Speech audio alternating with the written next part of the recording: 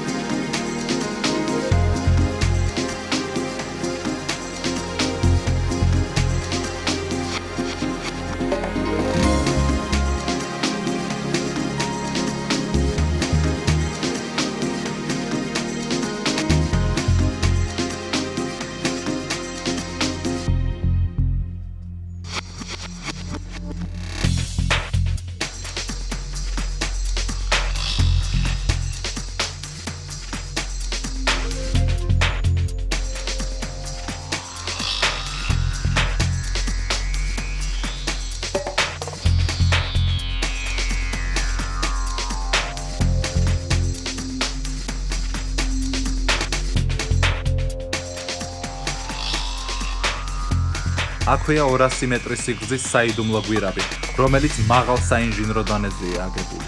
იგი მდინარე მაშავერას უერთდებოდა და ალყის დროს ქალაქის წყლით მომარაგება ამ გვირაბის საშუალებით ხდებოდა.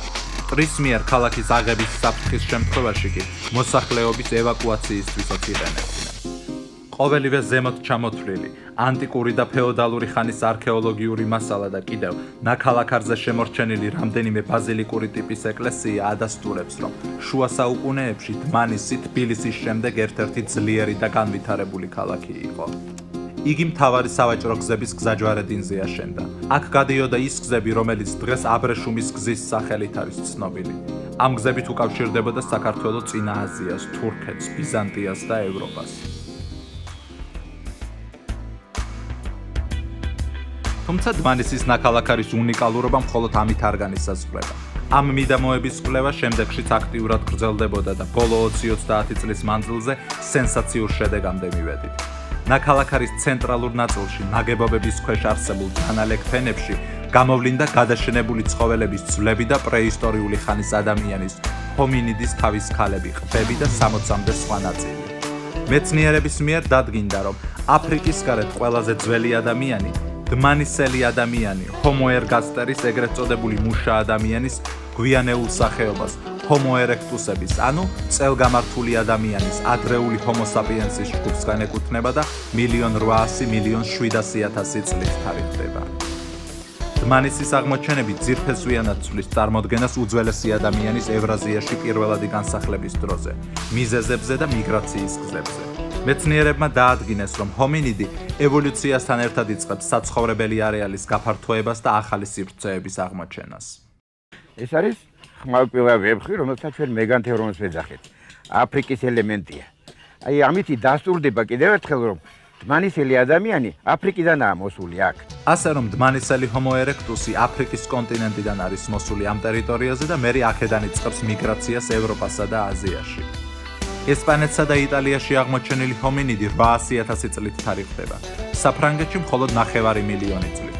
საქართველოში ნაპოვნი კი 1,700,000 წლით. ესე იგი ორჯერ უფრო ძველია. ამ ფაქტისა და დმანისის აღმოჩენების შედეგად მთელს მსოფლიოში ჩამოყალიბდა აზრი, რომ დმანისი პირველი ევროპელების სამშობლოა. აქ აღმოჩენილი ადამიანისა და ცხოველების ძვლები, გვიანბრინჯაოსა და ადრერკინის ხანის არქეოლოგიური ექსპონატები საქართველოს მუზეუმებშია დაცული. და ყველაზე მნიშვნელოვანი. აქ ნაპოვნი ადამიანის თავის ქალებისა და სხვა ნაწილების მეშვეობით მეცნიერებმა ფრანგი მოქანდაკის ელისაბედ დენის დახმარებით შექმნეს პირველი ევროპელების სრული ვიზუალური გამოსახულება. მათ უძველესი ქართული სახელები ზეზვა და მზია დაარქვეს და დღეს მათი რეკონსტრუქციები უნიკალურ სამუზეუმო თვალსაჩინოებას წარმოადგენს. დღეს აქაურობა მნიშვნელოვან ტურისტულ პუნქტს წარმოადგენს. ამიტომაც ტურისტული ბილიკები, წარწერები, ნიშნულები და მთლიანად ინფრასტრუქტურა საერთაშორისო სტანდარტებით არის მოწყობილი. ახლა კი შეგვიძლია აწმყოში დაუბრუნდეთ და დმანისის ქუჩებში გავისეირნოთ. თანამედროვე ქალაქი ასე გამოიყურება. ქალაქის ცენტრში გამოფენილია მუნიციპალიტეტის ჰერალდიკის მიმუში. მთავარ მოედანზეა განლაგებული თითქმის ყველა მნიშვნელოვანი ადმინისტრაციული და საზოგადოებრივ-კულტურული კერა. ეს მუნიციპალიტეტის გამგეობის შენობაა, რომელიც თვითმყოფადი არქიტექტურული ნიმუშია და ქალაქის იერსახეს ორგანულად ერწყმის. დაბალანსებული ჰავის გამო ქუჩებში სეირნობა ყოველთვის სასიამოვნოა. სადა სტილის ნაგებობები დმანის დამახასიათებელ ელფერს სცემს.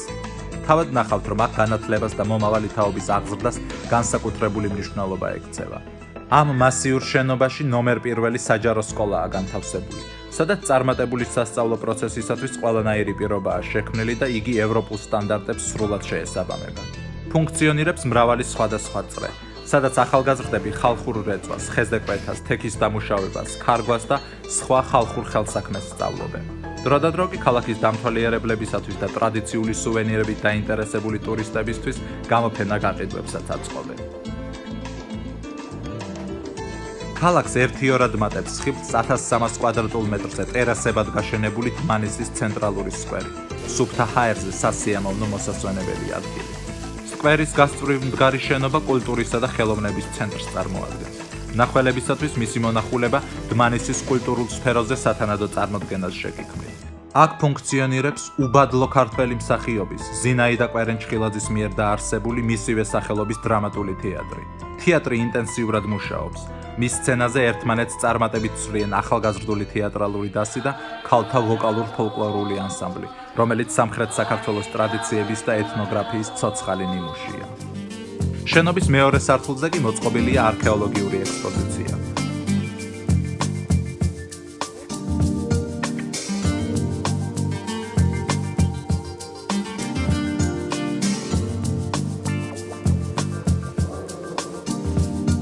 სწორედ ჩვენთვის უკვე კარგად ნაცნობი დმანისის ნაქალაქარის გათხრის შედეგად აღმოჩენილი ნივთები, უძველეს სალოცავებთან ნაპოვნი იშვიათი ორნამენტებით შემკული სტელას ქვები, შუა საუკუნეების ყოფის ამსახველი დეტალები და ფოტომასალაა აქ გამოფენილი.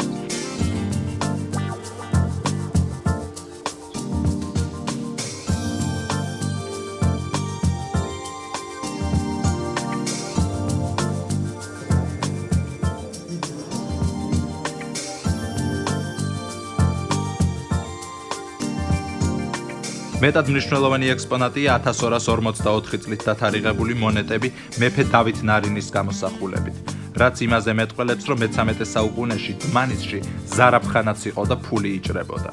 მუზეუმი დაარსებულია დმანისის არქეოლოგიური ექსპედიციის ერთ-ერთი ხელმძღვანელის, პროფესორ ჯუმბერ კოპალიანის მიერ და აქ შემონახული მრავალსაუკუნოვანი და მრავალფეროვანი მასალის დასათვალიერებლად ის თავად უწევს მეგზურობას აქ ჩამოსულ დამთვალიერებლებს. აი ჩვენ ამ საექსპოზიციო დარბაზში წარმოვადგინეთ ყველა პერიოდი. მათ შორის განსაკუთრებით დიდი მნიშვნელობის არის როგორც დმანის მთელსოფლიოში არის ცნობილი უძველესი ადამიანის ნაშთების აღმოჩენით. აი დმანისში და აი აქ გვაქვს ჩვენ როგორც ქვის იარაღები, ასევე ანთროპოლოგიური მასალა და მეორე არადაში პალეონტოლოგიური მასალა. აი უძველესი ადამიანის აქ ცხოვრების ბინადრობის ამსახველი მასალა გვაქვს ყველა სახისა. დმანისი ისტორიული მონაპოვარით რომ მნიშვნელოვანი მხარეა თავად დარწმუნებით. ამის პარალელურად იგი ბუნებრივი რესურსებითაც საკმაოდ მდიდარია.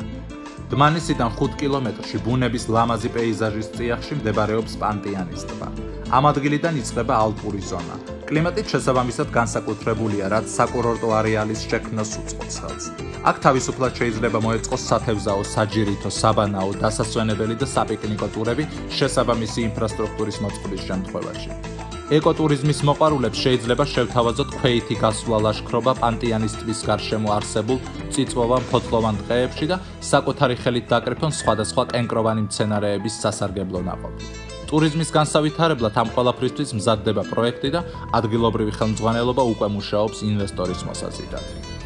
ამ პროექტის განხორციელებამდე კი არაერთი კულტურული ღირსშესანიშნაობის მონახულებაა შესაძლებელი დმანისში. ამისათვის კვლავ დმანისის ნახალაქარზე მოგვიწევს დაბრუნება. შუა საუკუნეების ნახალაქართან არის აღმართული იმ პერიოდის სასულიერო საეპისკოპოსო ცენტრი, ღვთისმშობლის სახელობის სიონის ტაძარი.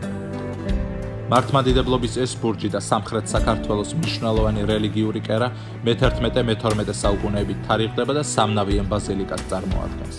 მოგვიანებით მეფე ლაშა გიორგის ზეობის პერიოდში, კერძოდ მე-13 საუკუნეში დასავლეთის მხარეზე მიუშენებიათ კარიბჭე, რომელიც შემკულია მრავალფეროვანი ორნამენტებით და ასომთავრული წარწერებით, რომელშიც თავად მეფეც არის მოხსენიებული.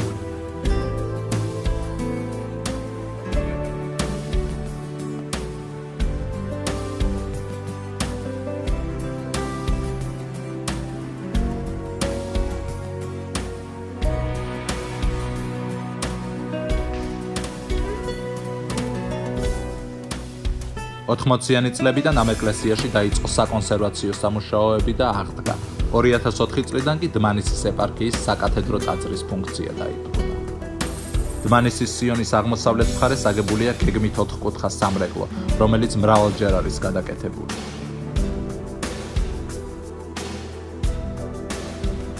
აქვეა მე-17-მე-18 საუკუნეებში აშენებული წმინდა მარინეს სახელობის მომცრო ერთნავიანი ეკლესია. წმინდა მარინე მე-3-მე-4 საუკუნეების მიჯნაზე ანტიოქიაში ცხოვრობდა. ქრისტიანობის გავრცელებისათვის წარმართთა მიერ დევნის საგანი გახდა და მოწამეობრივად აღესრულა. ეკლესია სხვადასხვა ფერის მასალითაა ნაგები. აქა-იქ ძველი ჩუქურთმები და არაბულ წარწერიანი ქვებია ჩართული, რაც მას ფერადოვნებას და ჰარმონიულობას ანიჭებს. ამ ორივე ტაძრის არქიტექტურაში ცხოველმყოფლად იგრძნობა განვითარებული შუა საუკუნეების მაჯისცემა და მაღალი სასულიერო თუ საერო კულტურა.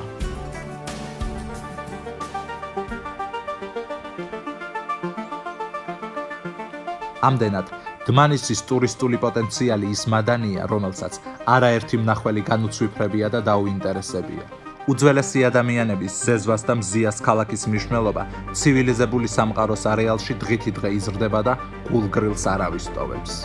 პროფესორი ჰენრი დელუმლეი, პარიზი. ესენი არიან ევროპის პირველი მოსახლეები, ასე რომ საქართველო პირველი ევროპელების ქვეყანაა. პროფესორი მილფორდ ვოლჰოფი, მიჩიგანის უნივერსიტეტი. აღფრთოვანებული ვარ, საქართველოში აღმოჩენილი ჰომონიდები ხომ ყველა ევრაზიელის წინაპრები არიან. პროფესორი ეუდალდ კარბონელი, არქეოლოგიური პროექტების თანადირექტორი. დღეს ევროპაში უძველესი ჰომინიდების ნაშთები აღმოჩენილია დმანისში, საქართველოში.